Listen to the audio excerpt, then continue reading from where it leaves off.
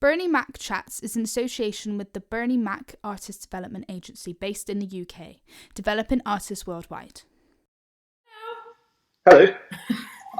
How are you? I'm marvellous, thank you. How are you? Yeah, I'm great, thanks.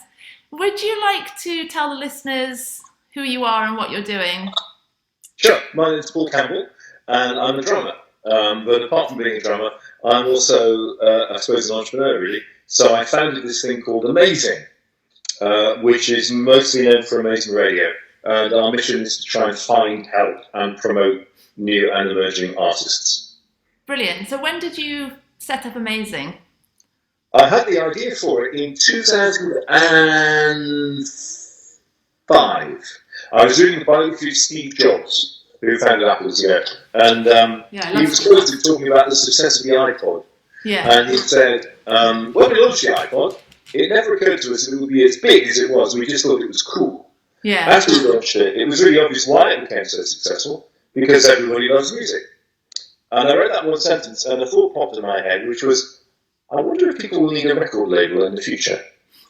Now, today, kind of lots of people don't think you need a record label, but in 2005, that was a reasonably original thought. So I started kind of thinking about it, and at the time I was running an online educational business. Yeah. Having previously, I worked in media at the BBC and Channel 4 and places like that. And I built websites and website businesses for years. So we basically built a website and called it Amazing Tunes. And the idea was essentially the same as SoundCloud. If you have a track that you've written and recorded, and you would like to share it with people, then use us to try and share it. So that's the first thing we did. That launched in 2007. And we just kind of put this website live called AmazingTunes.com without telling anybody, and with no marketing budget or anything, professional. Yeah.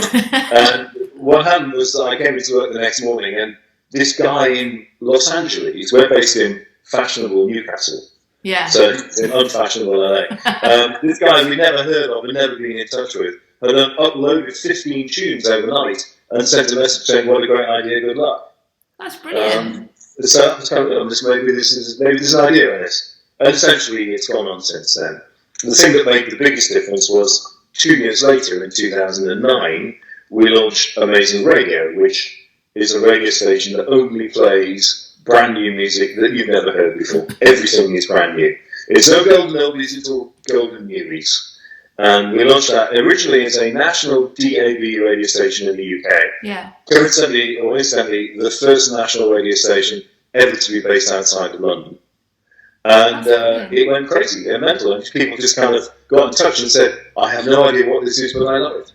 And we've kept it since. Why do you love supporting new artists? Because, you work for the BBC, and you were a producer at the BBC, weren't you?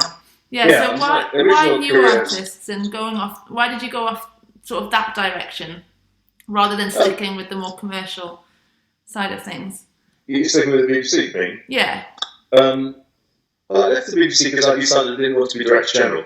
I was apparently the youngest ever producer at the BBC. I produced radio and TV shows. And I did that for about 7 or 8 years. And I really loved the BBC, and I loved it then. Yeah. But it's a very political organisation with a small p. And if you want to advance into management, you have to become a political person, and I'm not. I'm a creative. Yeah. And I didn't want to have to kind of make all those compromises. So I kind of moved out of the Beeb and then I was an independent television producer in London for a long time. And then I had my own company. And then my own company kind of diversified into making commercials and corporate films, as well as telly. And then we started building websites. And so everything I ended up essentially doing multi-platform digital content. Yeah. At a time when no one had really thought of doing multi-platform digital content. So it was kind of leading edge. Not leading edge, but bleeding edge.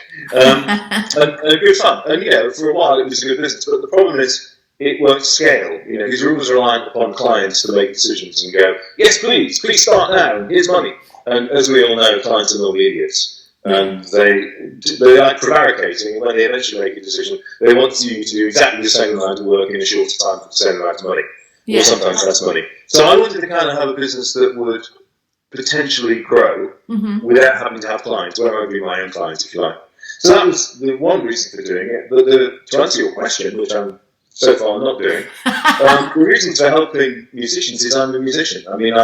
I'm a classically trained percussionist. I started playing the drums when I was 9, and I did my professional debut aged 11.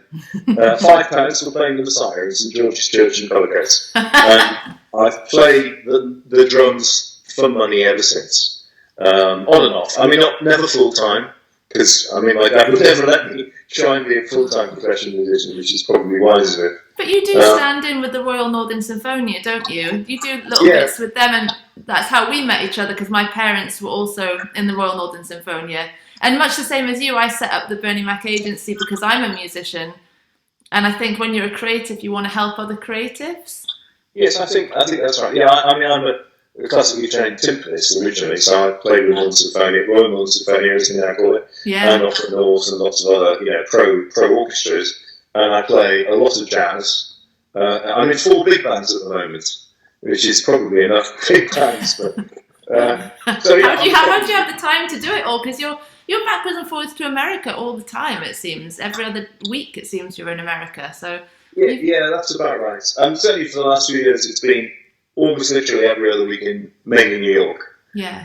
Which is balanced the first 4 times. Yeah, right. I wonder what time zone I'm in.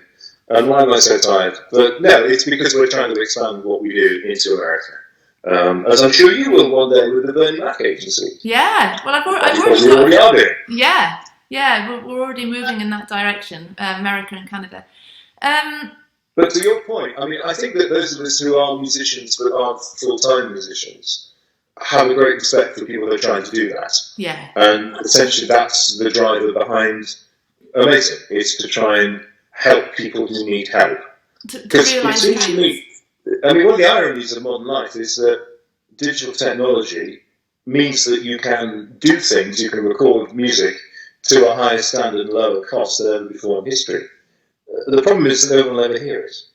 When I was a kid, we literally used to build mixing desks ourselves and record on stereo tape recorders in damp basements. And we ended up with a cassette, which we sent off to John Peel, who then wouldn't play it. Or sent off to the record label, who was throwing the bin. And now, my laptop has got an infinitely better professional recording studio than any professional recording studio I've worked in. Yeah, when I worked in, I've not been in Abbey Road, but I played in BBC Maid Vale Studios. I was the first professional recording session I ever did. I was 14, and it was in the BBC studio, which is the first studio that ever recorded the Beatles. Yeah, wow. An amazing studio with 24-track analog 2-inch recording. That these days people will go, "Oh my God, it's vintage." Yeah. Then it just stayed the art. So I understand the transition that's happened. That in theory, it should be easier for young musicians to have access to opportunity because they can create wonderful, very, very high quality content at a much lower cost than ever before. But the trouble is, how do you get people to hear us? And the barriers, ironically, are there as strongly, if not more strongly than ever, because the major labels in particular, when everything dipped because of, everything that happened with digital and whatnot, they kind of fired all the A&R people. Yeah. So the army of men and women, sadly mostly men, who used to sit in the gig watching the audience because that's what the good A&R people do. Yeah. They disappeared. So, and then a kind of conservatism set in, particularly among the majors, where they stopped signing artists. And the numbers in terms of the numbers of records released today compared with when I was in my 20s, which is about 150 years ago, it's quite shocking how little is released these days. And one of the consequence of this is that apparently the number of tracks uploaded to Spotify every day is about 35,000 tracks every day. I know, it's a lot. Sadly, no one will ever hear those. So what we do in Amazing is we rigorously and exclusively focus on trying to help those people and trying to give them a destination where they can put their content and where we will listen to it, and if it's good, we will put it on a radio station. Have there been any artists in the past that have come through Amazing Radio as new artists that have then gone on to have big successes? Yeah, there's quite a long list, which I know off by heart. So you'll Go on then. So the first band that we really discovered, the first people who really made it big were Old J, who uploaded a tune to us. And in fact, I think we were the first ever people to film them. And they weren't even called Old J in those days. I think they were originally as films, and they changed to Old J shortly after we filmed them. And we put them on our radio station, the first radio station in the world that ever played Old J. But the rest of the list, and here I go, it's Old J, Daughter, Churches, Haim, London Grammar, Bastille, Skrillex, Cecilia Banks, the 1975, Royal Blood, Dua Lipa, Rag and Bone Man, Sam Fender, and others. Brilliant. Nadine Shah is another one. Fantastic list. It's kind of rough geographical, chronological order. And those are all people who we believe had their very first radio play on Amazing Radio. Because you do live sessions, don't you? So not only do you play music that's uploaded by artists, you're then bringing, certain artists, I don't know what the criteria is for bringing them in for live sessions, but then they get to perform live on the radio. Yeah, we can't bring them in because they think they're good. Yeah, that's the criteria. So the pillars of the thing are Amazing Tunes, which is an upload site, like SoundCloud, and Amazing Radio, which is a radio station, which somebody once described as 24/7 John Peel, which is a great description. It's exactly right. I used to listen to John Peel under the bedclothes when I was a kid, and he would only ever play new music, and that's what we do. And like with John Peel, we employ DJs whose job is to enthuse about the music that they're listening and to tell the listeners why they love it. Over the years, we've had people from anywhere from London to Glasgow to LA to Austin, Texas to New York who have been DJs for us, and we're expanding again now.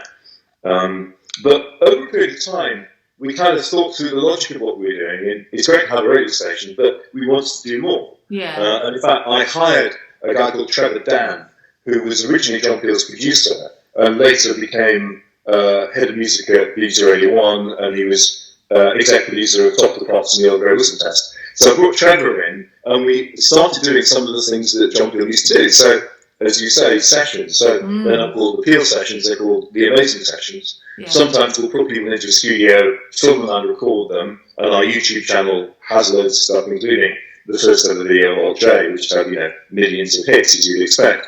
And sometimes it'll be in the broadcast studio, where the radio station comes, where they do kind of like an unplugged live lounge type performance. That's brilliant. I mean, I've been to Amazing Radio Studios, and I think it's lovely in there, and all of your staff are amazing and literally amazing. Yeah. You've got. Yeah, they have to be amazing, or they can't work. Well, yeah, exactly. That's the criteria. Look on their CV. Are they amazing? Yes. Someone once said, "Why is it called amazing?" And I said, "Because you'll ask me that question." Yeah. The principle is the same as Virgin, which is basically it's such a stupid name that you'll remember it. Yeah, and it's in italic. There's a certain way that you write it as well. I remember, which is that's right. It's lowercase italics. I love what you guys do because I love the fact that you're supporting new artists. I mean, I'm going to refer to my trusty pieces of paper. So I asked a couple of my artists that I'm developing with my agency. Questions that they would like to ask people that I'm interviewing, and so I'm just going to ask those. Okay.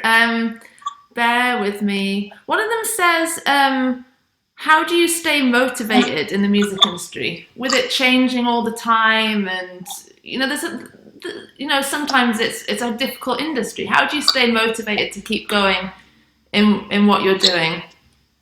It's a great question, and I mean, to be honest, you could ask the same question: how do you stay motivated? Full stop in any aspect of life. I think that anybody in their lives, even when they have a great and abiding passion, will have moments when they wonder why they bother.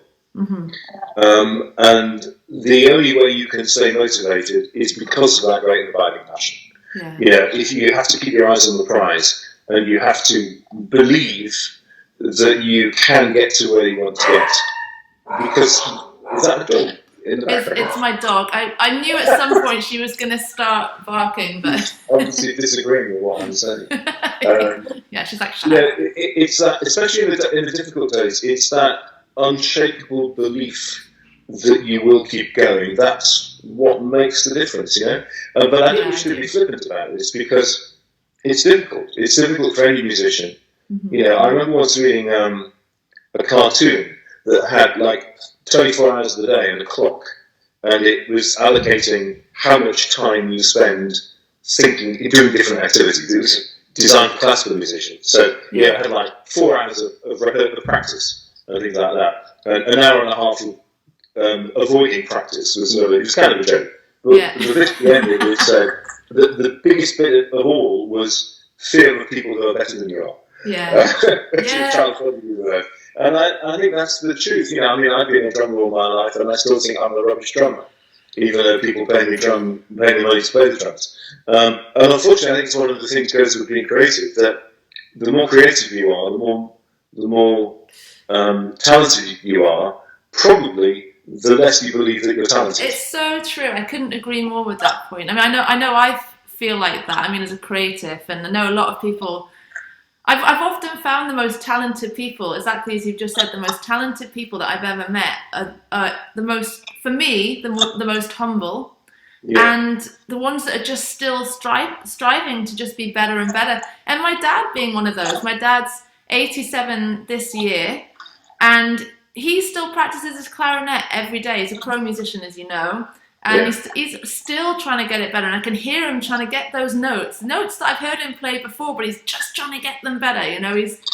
And I really respect that. And I just... It's a lifelong passion, isn't it? Yeah. And I remember once when I was a student, I went to a swanky university, and they held May balls. Yeah. And because I was really involved in the musical life of the thing, I ended up doing the sound for some of these May balls. And one of the bands that played was Ronnie Scott and his quartet. Oh, lovely. Yeah, I found Ronnie Scott's in London. Yeah. Who, played incredibly well, as you would expect. And Ronnie's drummer at the time was a guy called Martin Drew, who used to play with Ronnie all the time. He was like the standard house drummer at Ronnie's, at the club. And he was known as one of the best jazz drummers, certainly in Europe at the time. And everybody major who came over from the States, they would play with Martin. So he was the real deal. And he did this gig, and he was just amazing, just an incredible drummer.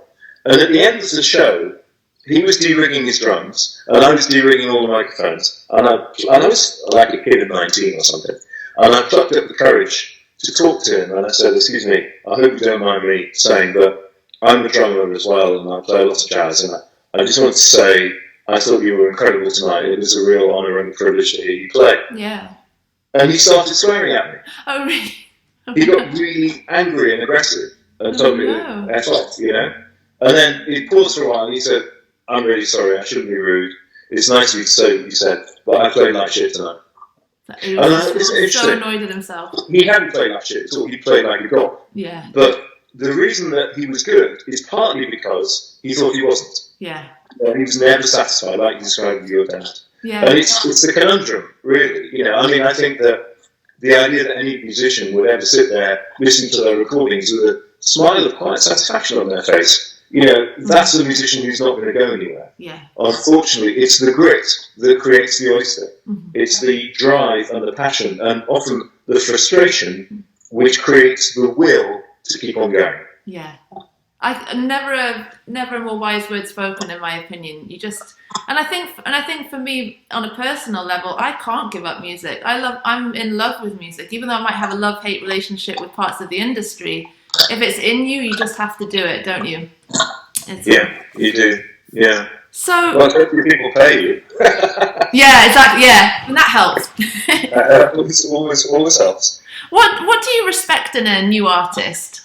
What sort of traits do you think a new artist, aside from that one, what sort of traits would you say? Well, actually, I think that is one of the most important ones, because the truth of the matter is there are a lot of talented people in this world. Yeah. There are a lot of people who can play instruments well and sing well and can write good and interesting songs and can perform them well. The thing I think that really cuts through and makes a difference is that determination.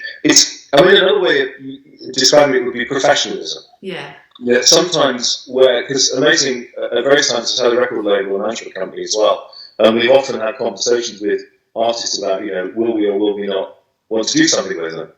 And in the end, it's the people who are good at social media and who are always on and who are always looking for new ways to promote themselves. Yeah. Who will in this day and age, who will succeed. Mm-hmm. It's not just the ones who are incredible singers or amazing guitarists. Yeah. It's a combination of things, the professionalism with which you approach it. You know, because if you want this to be your career, you have to be professional about it. You have to be as driven, or probably more driven, as somebody who has to turn up in an office between 9 and 5, Monday to Friday. and do what they're told for that length of time. Especially if you're working a day job whilst you're trying to get your artist career off the ground. You really have two jobs then. You have your day job and then you have your artist career, which is a job. Absolutely. Yeah. And it's difficult, isn't it? It's exhausting. Especially if you've done a full day's work and then you have to go and do some music in the evening, or check your social media and do an update on Twitter or whatever, or Instagram, whatever it may be. It is hard work. It's a grindstone. But unfortunately, it's the willingness to put your nose to the grindstone that makes all the difference in terms of whether or not people are actually able to win through in the end. And I have a guy who works for me in New York who used to be very senior at a number of major labels, and one of his jobs when he was at Sony was to prepare the global marketing plan for a little-known new singer called Adele. So he's been around and he's met a few people over the years. And whatever happened to her, I wonder. And he says the same thing, that even especially in major labels, they sit there, whether are they going to sign an artist, how much money are they going to put behind them. And these days, they will look at their social media numbers, but they'll also look at the effort that those artists or that artist put into their social media, as well as their effort to put their songwriting. Yeah, the social media is huge, isn't it? And I think that's probably, would you say that's the main thing that's changed between when you started in the industry and today? Do you think social media is the main thing that's changed, or do you think there's a lot of things that have changed? There's a lot of things that have changed. I mean, I think that the social media thing simply means that artists can do more of it for themselves now. Yeah.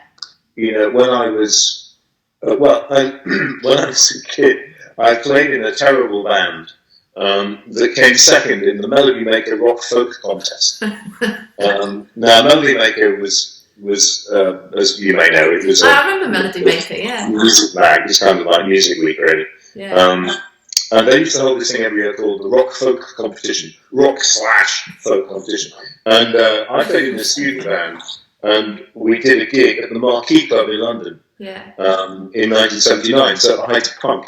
And every other band on the bill, they were all punk bands. And then there was us. And we were some potential student band, kind of a jazz rock fusion band. We had a beautiful lead singer with long blonde hair and a Laura Ashley frock who had finger cymbals, and we had someone play the flute and a 12-string acoustic guitar and a twin neck electric guitar and the first ever synthesizer I ever saw. And we walked on stage at the Marquee Club. Everyone was wearing bin bags and had been pogoing for the band before. And I've never been so grateful to have a drum kit between me and the audience, because I thought we could get lynched at some point. But with a band like that, the process was, you did some gigs, some A&R people came to see you. If they liked you, they offered you a contract, and then everything got taken off you. Yeah. And essentially you became fodder. You go in that studio and produce the product. I hate the way people in the music industry talk about music as product. It's not product, it's art. Yeah. But they call it product, right? Yeah. So in those days, essentially, you were kind of not performing monkeys. That's an unreasonable description. You didn't have to worry about anything but performing, writing and recording. Today, you have to do all the social media stuff as well. Doing everything yourself. You have to manage your own career, and you have to probably book your own gigs, which for an artist. So the thing that's changed is it's ostensibly more flexible, but in practice, I think it's much more difficult for people to break through. And there are too many people making content, I mean, because it was hard to record in the old days, it meant that not so many people recorded content. But now, you can get GarageBand on a Mac and persuade yourself that you're a musical genius. Yeah, not everyone has something to somewhere and think, maybe I'll get to something. Yeah, it's like the film industry, isn't it? When the film industry, well, not when it started, but there was, everyone's got a camera now. It's oversaturated because everyone can make their own movies, which is cool from a creative perspective. And it's the same as music. Everyone's got, well, not everyone, but a lot of people have GarageBand or, Logic and things like that.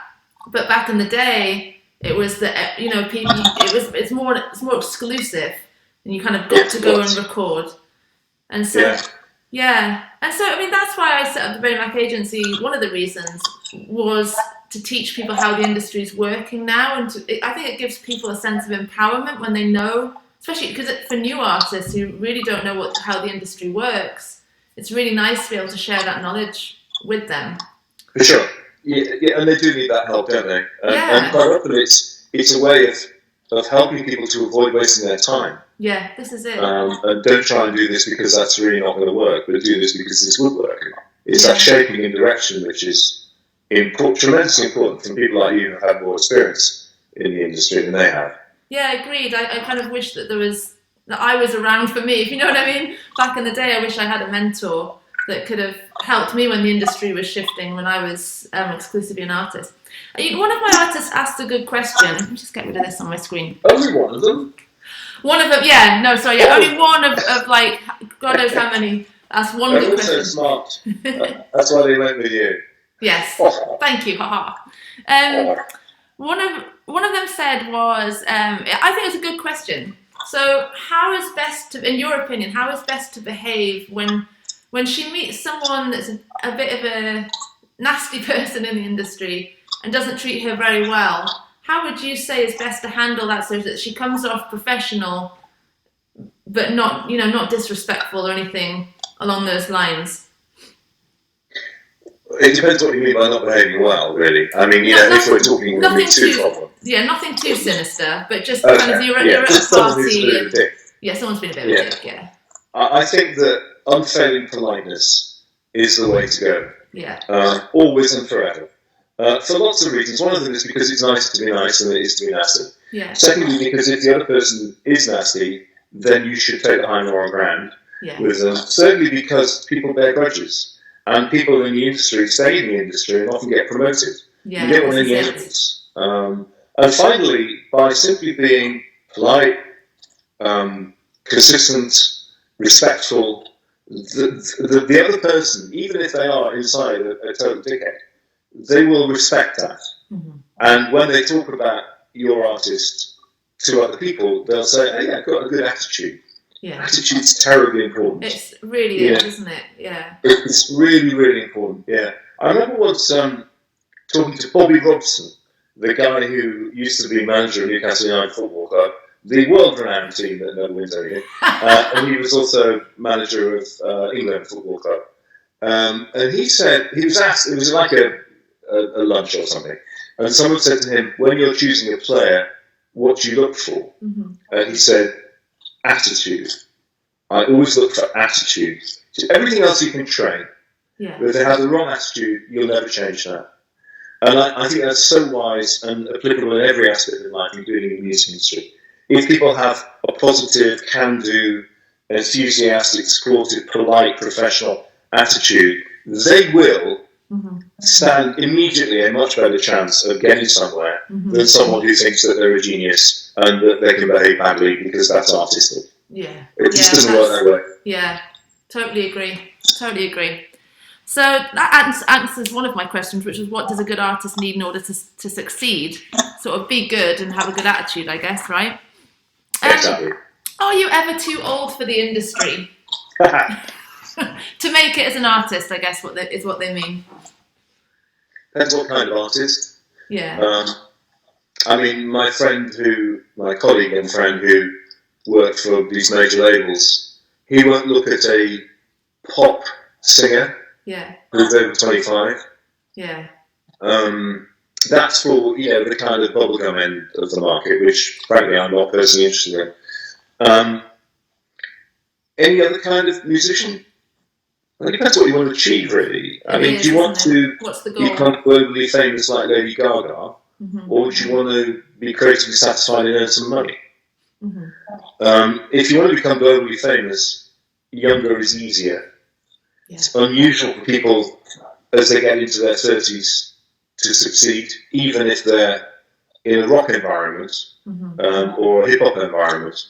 And the older you get, the more difficult it becomes. It's not just it's ageism in the industry is part of the problem, unfortunately, and they have preconceptions. And if they have 100 artists to choose from, then a major label is going to choose the younger ones and probably the better looking ones. What about no, you're being honest at the end of the day.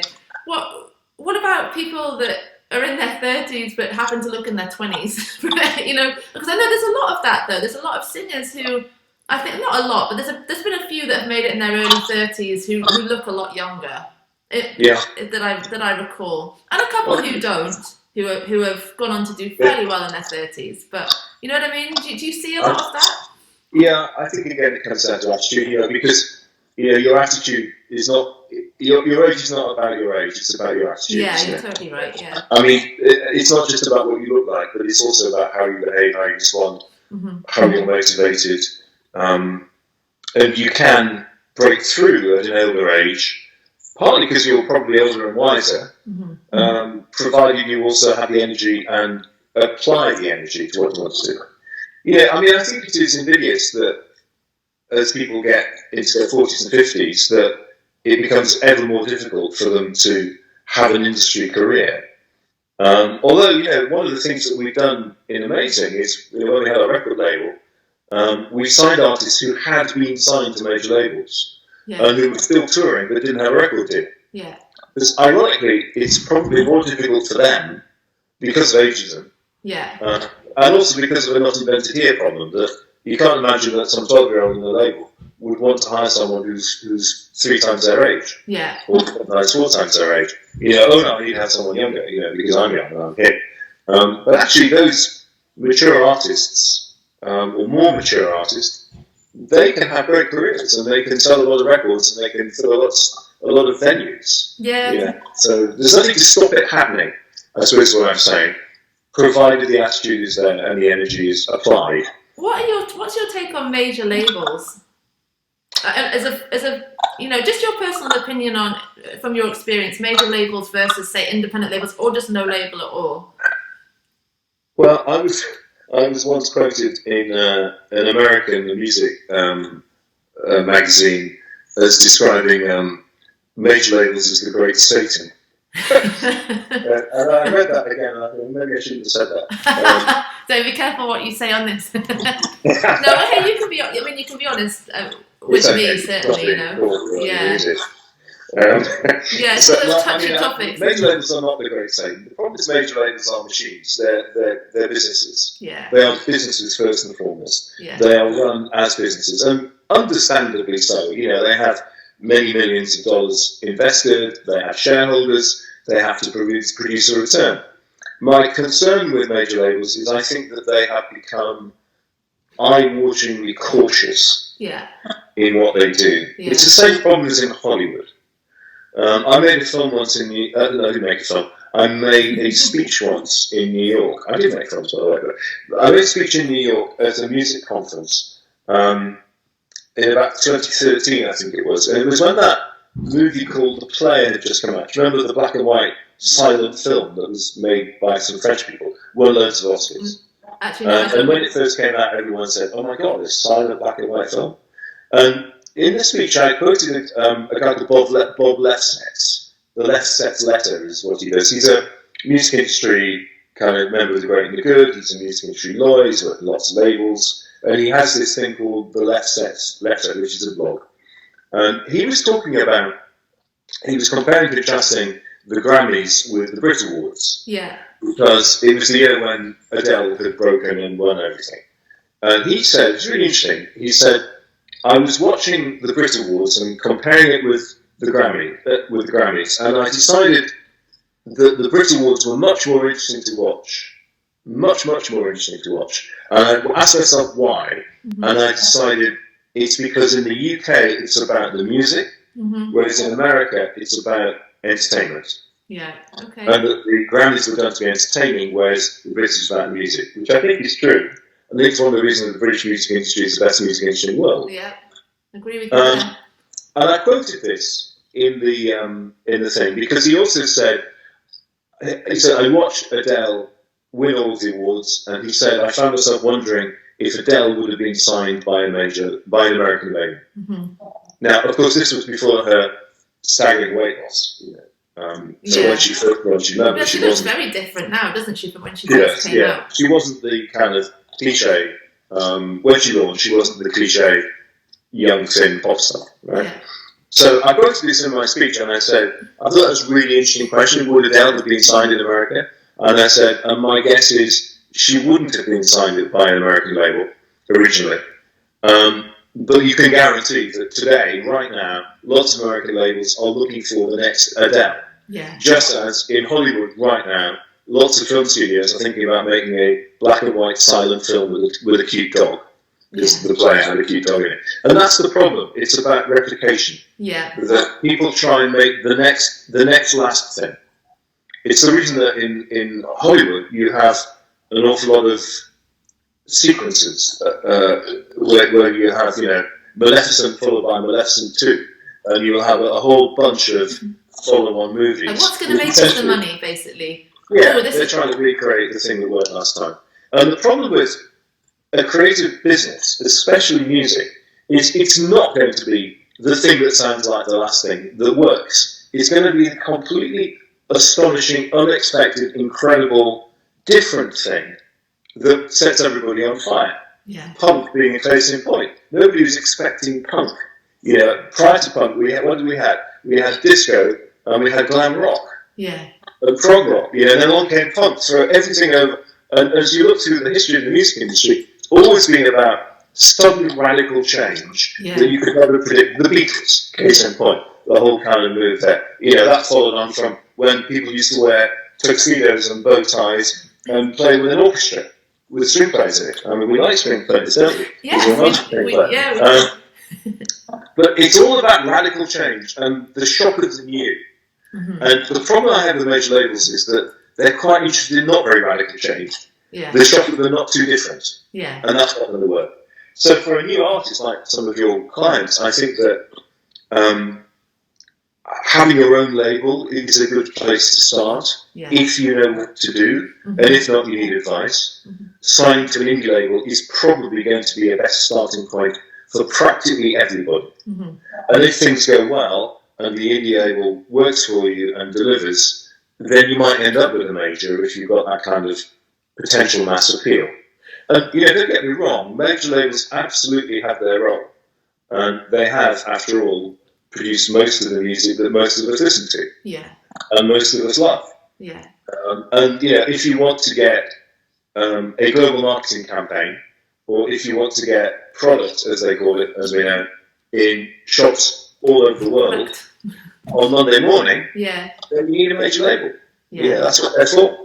I think my ethos on for brand new artists just starting out, all those who have been around a little while but haven't not quite where they want to be. I think my ethos is get strong and powerful in who you are and what you know. Get savvy, get business savvy about the industry, understand how things work, understand what you have to offer a label and what they can offer you, or what you could do alternatively to a label. And then if you want to go down that route, then look into that. But so many of my artists come to me and they're like, number one goal, label. I want to sign with whoever it is, one of the big three. And I don't know. I personally never had that goal. I never wanted to be signed by a label because I wanted to have a lot more freedom in my career. But you're right. For some people, it works.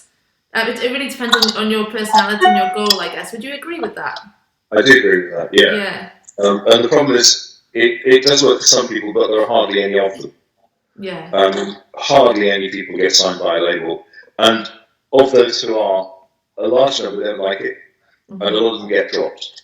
Yeah, I would have hated it personally. Labels, major labels, are also impatient these days. That they... If the first release doesn't work, then they'll start feeling nervous. And if the second release doesn't work, then they might drop you. Whereas in the old days, sometimes it was the third, fourth, fifth album that worked. I mean, another guys I worked with was the founder of Enigma Records, and he discovered, amongst other people, Red Hot Chili Peppers and Motley Crue. Yeah. And so, what happened to them? And he told me that the first two, maybe three albums of Red Hot Chili Peppers did nothing, but he kept going with them. That's a sign of the world. But to go back to the question of whether or not you need to be with a label, I mean, it's superficially attractive to get signed by a major label, but people have to go into it with their eyes open, knowing that they will surrender a lot.